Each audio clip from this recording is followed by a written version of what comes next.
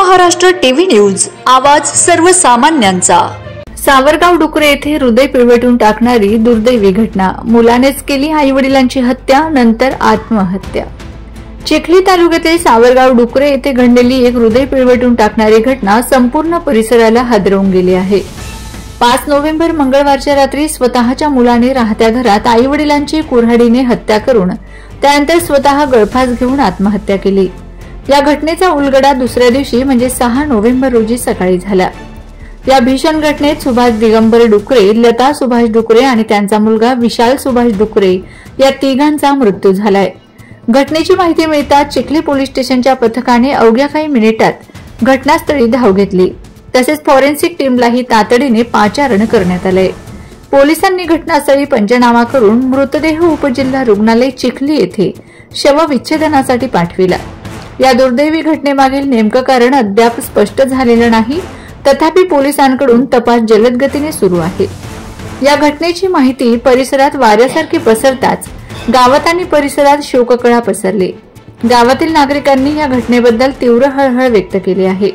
घटनास्थळी पोलीस अधीक्षक निलेश तांबे, upper police अधीक्षक अमोल गायकवाड, उपविभागीय पोलीस अधिकारी सुधीर पाटील तसेच ठाणेदार भूषण गावंडे यांनी भेट देऊन तपासाची पाहणी केली।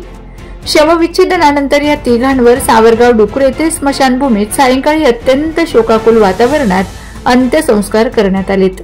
संपूर्ण गावाने या कुटुंबाला अश्रुपूर्ण श्रद्धांजली वाहिली।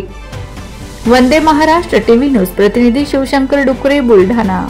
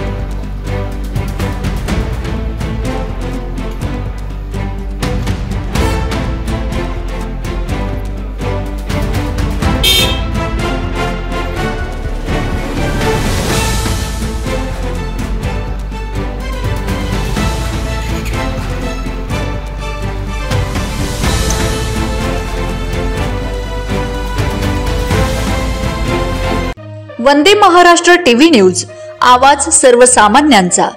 अशाच नवनवीन बातम्या पाहण्यासाठी आमच्या चॅनलला सबस्क्राइब करा, बेल आयकॉनला क्लिक करा।